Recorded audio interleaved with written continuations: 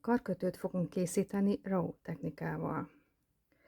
Ehhez egy picike gyöngyöt, 11-est vagy annál kicsit kisebbet felfőzünk egy 0,20-as damérra, középre húzzuk, és a damélt átfűzzük a csomórejtőn. Így kezdjük a karkötőt.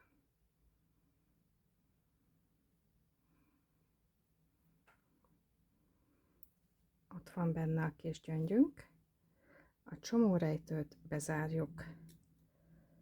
Ide már rá is tehetjük a kapcsolót, és ezzel elkezdtük a karkötőt.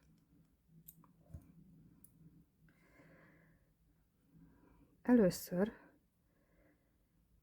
felveszünk egy 3 mm-es gyöngyöt, ezzel kezdjük el a sort, hogy folyamatosan bővüljön a karkötőnk.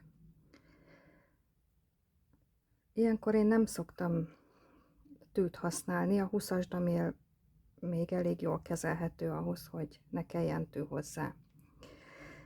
Egyik szárra felveszünk egy 4-es gyöngyöt, egy 11-es kását és egy másik 4-es gyöngyöt. Leengedjük a végéig. Másik szárra felveszünk egy 4-es gyöngyöt és egy 11-es kását,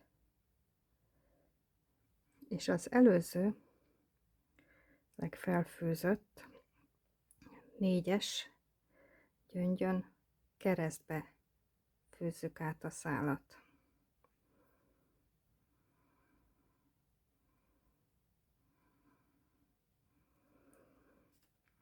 Most egy 11-es kása jön,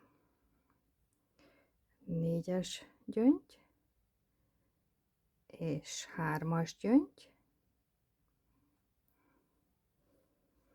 Másik szárra szintén 11-es kása,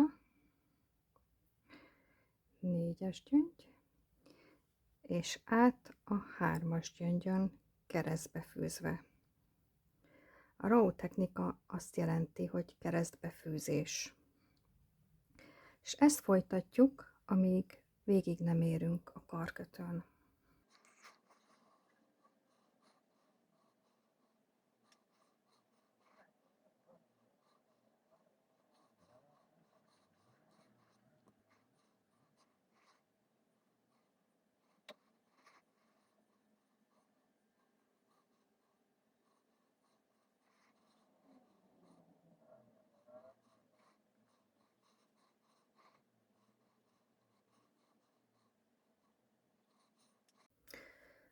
Az utolsó lépésnél, amikor befejezzük, akkor másképp fűzzük fel a befejező 3 millis gyöngyöt. Először még felfőzöm a többit.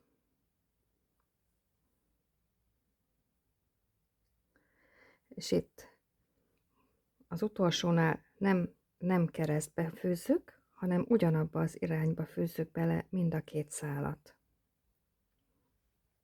Szóval az utolsó 3 millis gyöngy után a csomórejtő következik.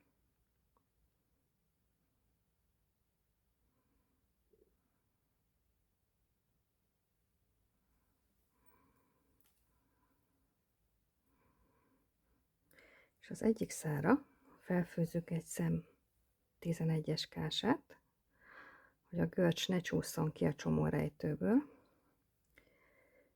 és megkötjük a szálat.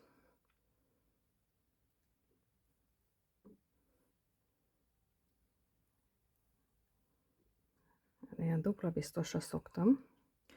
Először így átfőzöm újra a gyöngyön, és még egy görcsöt kötök rá.